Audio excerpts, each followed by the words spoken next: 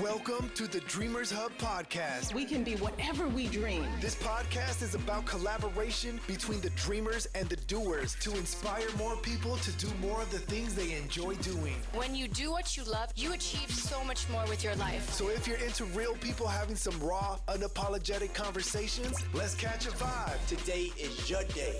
And now, Nettie. What up, what up, what up? Welcome back to the Dreamers Hub podcast. And yo, it has been a hot minute. It has been such a long time since I've been back on here. I know it's been my bad, but you know what? Your girl's out here doing a lot. You know, we are a creator that does a lot of things. We are multi-hyphenated. And I think I just got distracted with, you know, life happening, trying to live life, trying to work through this, you know, breakup that I went through about 8 months ago now. I can't even remember. And also working through, you know, getting let go of my job and trying to figure out exactly what it is I want to do and the things that I want to, I guess, accomplish, you know, at the end of the day is, you know, I'm looking at this whole situation as far as, you know, I've been granted this opportunity of time to really just give myself a chance and really give myself an opportunity to really chase after the things that, you know, get stuck in my brain, that eat at me. And so for, you know, a long time when I was working corporate America, not too long ago, because this just happened in February, but working in corporate America, I think sometimes we think about, you know, like, man, if I had more time, I would be doing this. If I had more time, I could do this. When I've been blessed in a position to you know, I've been blessed, and the universe basically said, here's your time, do what you can with it. And because I'm a forward thinker, I tend to stress myself out about the things that I want to do, and then it has to be perfect. And, you know, after going back and forth with myself for the last couple months, and, you know, most people look at the amount of time, you know, that this happened. I started creating content in January. It is now May. And I'm building and growing slowly but surely, and networking and making friends, and I'm doing a lot at one time. With most people would look at me and be like, yo, chill out, which obviously I have friends to level me out. So thank you to those friends. But because I'm a forward thinker, I tend to overthink a lot. And I don't think it's just me. I think that a lot of people think that way, especially if you're a creative. We have this level of perfectionism that we're trying to get to, as well as ideas that sometimes we don't always capture, or sometimes we don't always chase after, because we're like, oh, it's not good enough, or I need this, I need that, I need this. And so I want to share a story with you guys, because this just happened to me, I want to say about a week and a half ago. And, you know, I'm working on this new business that I want to do, and it's called the Pivot Collective. And basically what the Pivot Collective is going to be is a hub of basically all my ideas for my content creation to physical product that I want to be able to put out there and share with you guys. And, you know, because I'm a multi-hyphenated individual, I think a lot of the times I've struggled for so long to just stick to one thing, because that's what the universe, or, you know, that's what the world tells you to do, is pick one career, pick one thing, stick with it. And if you make money, you make money. If you don't, you're just going to be miserable, whatever. Like, still do that one thing. And so I think just now, after everything that's happened and really just being in tune with myself, I've gotten to the point where I've really just thought to myself, like, you know what? Like, there is no reason why I can't chase after multiple things. Why do I have to stick to one thing? And why am I not able to share that? It was almost like I was scared to share the things that I want to do, because whether you like it or not, most people will put their 2 cents in it. But if you have a good support system around you, you're allowed to voice these things. And I think since the minute I started voicing that, yes, I am a creator, or I'm a creator, I do this, is when everything really started snowballing for me, kind of like a domino effect. I'm like, wow, I'm doing this. I could do this. I could do that. I could do this. And I really think that, you know, about when I did Wax Fit Co., which is a small company I started back in 2014, and I wasn't ready then, but I've always been the type of person to fixate on how something is made from beginning to end, till it gets complete, till it gets to the person's hands. Back in the day, back in 2014, I just wasn't ready for all the pressures that come along with that. Fast forward to now, with everything that's happened, you know, life and all these lessons learned, and, you know, I'm still learning I'm at the point where I'm just comfortable with myself enough to be able to put myself out there and not really give so much priority to what other people think, and more so just really accept the fact that most of the things that I want to do are for myself. So to get to the point where I'm figuring out or fixating on how something is made to getting to the point of it being complete, the complete part is where back in 2014 I wouldn't allow myself to get there because I was too scared of my own success. And I think until like you really give yourself and really have those self-talks, give yourself that opportunity to check in with yourself and say, hey, what's really the thing that's scaring me? What's really, because everybody has fear, but what is that fear really attached to? And so, through self-help books and, just figuring myself out, I've learned that my own success is the one thing that's holding me back. Because when I do get there, because it's just a matter of time, because with consistency comes success.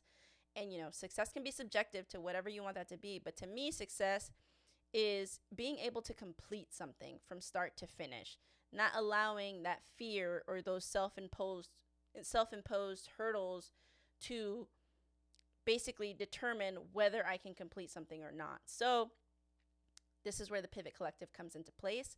This is everything that I ever wanted to do in one spot. So, as time progresses and as I'm figuring things out and the products that are being made by hand by me, I'm obviously going to be sharing with you guys to be a part of this whole process and to be able to rock the things that I'm making if that's something that you like. I understand that the things that I'm going to be making or producing is not going to be everybody's cup of tea, but at the end of the day, if that's not necessarily the point. I'm not going to say like, oh, I don't care, because to some extent I do.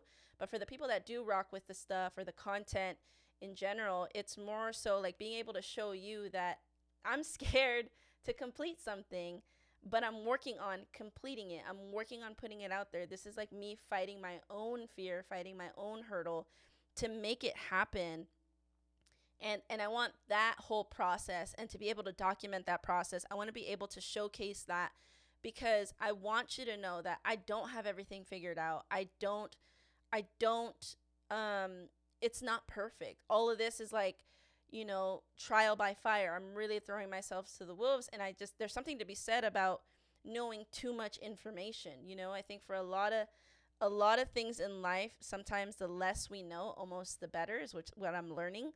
And the story I wanted to share that happened about a week ago. I just totally I went this big old circle. So basically about 2 weeks ago, I had told a friend, like, I want to learn how to make a necklace.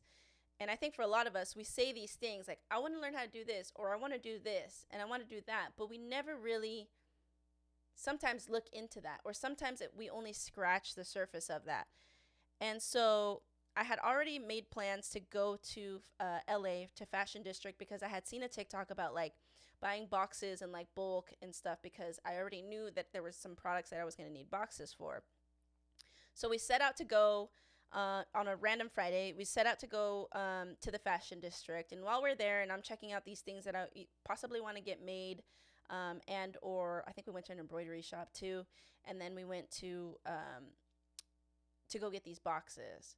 Since we're already there, we were just deciding to make the day out of it. And I was like, oh, I had remembered that I said I wanted to I wanted to learn how to make a necklace.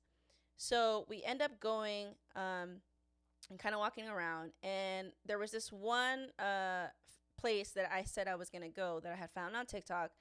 And so I put the GPS in, and then we're getting to the point where we're walking up and we're getting closer. But if you've ever been to the Fashion District, there's like shop.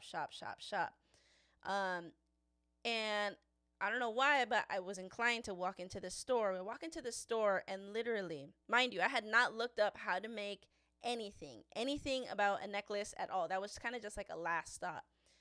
I walk in there, and it's a lady and her husband, super, super nice. And the lady basically takes it upon herself to walk you through how to make a necklace from start to finish. Now, I'm sure I could have YouTubed this. Now, actually, after I got back home like a week ago, I Googled it and whatever. YouTube showed you everything. But at the time, because it was just like one of those thoughts that I just blurted out, I didn't really think much of it. So getting there, the lady just, walks us through how to make the whole thing, lets us know what, like products to get or what tools we need to make it happen. come home with all this shit, right? Teach myself how to do it. And I'm just like, damn. And then I started going to Michael's to getting more products. Obviously, I couldn't go to LA like back to back to back. So a week later, we go back after like we went through a whole week. I basically went through a whole week of just learning how to do everything and really perfecting like the craft of making that one specific necklace or whatever, which is the one that I've been showing you guys or showcasing on Instagram. And you know, we go back to the same people because we were going to buy more stuff from them. And when we go back, we let them know, you know, how their customer service was impeccable and how it was they left a really good impression based off their customer service, because that lady did not have to go above and beyond to showcase and show us exactly how to do this thing. And so we went back and, you know, they show us more things and they're getting more product, and they're also a small business up, like they just started getting up and running. And so we're in the car, we're heading back, and I'm having this conversation with a friend, and I'm letting her know, like, dang, like 2 weeks ago, I didn't know how to do anything. Fast forward, like, you know, 2 weeks later, I'm feeling confident. I'm feeling like I know exactly what I'm talking about. And I just gave myself that week of just like learning and trial and error. Like, oh shit, I messed up. And like, just trial by fire. I'm just learning as I go. And there's something to be said about just having too much information. So sometimes I think that if you're anything like me, I research and I fixate on things until I figure it out. But then I also look at everything that surrounds it, the good, the bad, you know, everything. And I think because there was no pressure at all to make that necklace and I didn't know anything about it. And that lady just kind of, I don't know if the universe was, you know, meant for us to meet her or whatever and her guide us through this thing. But heading back home, I was more confident than ever. I was just like on this natural high of like, wow, I am so excited because I completed something.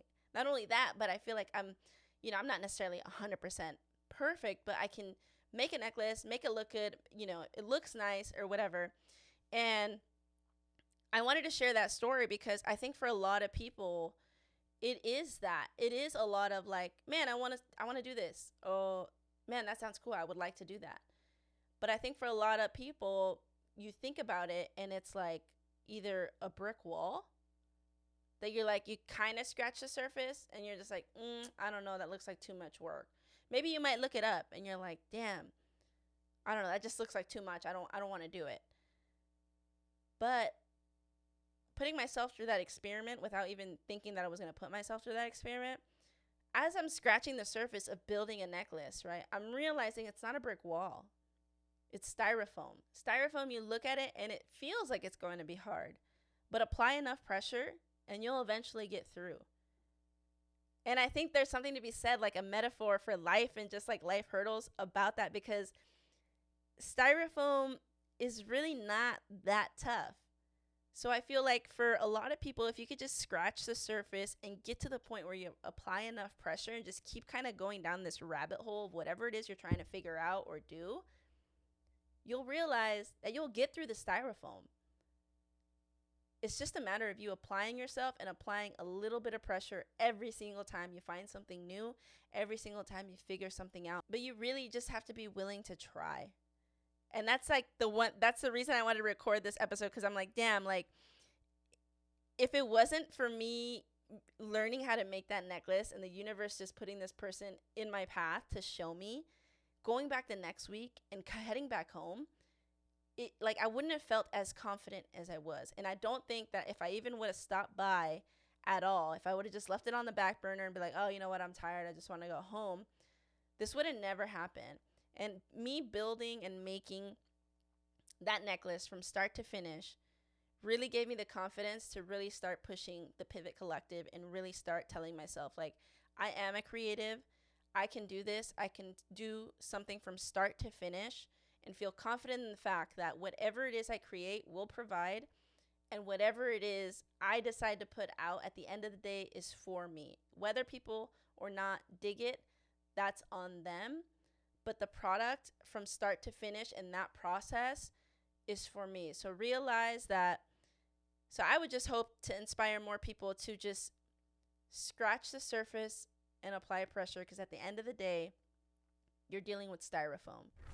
Hold up. One more thing. Thank you for listening to another episode of the Dreamers Hub podcast. Don't forget to like, comment, rate, and share with the real ones in your life. Be sure to tune in to more inspirational content next week. Peace.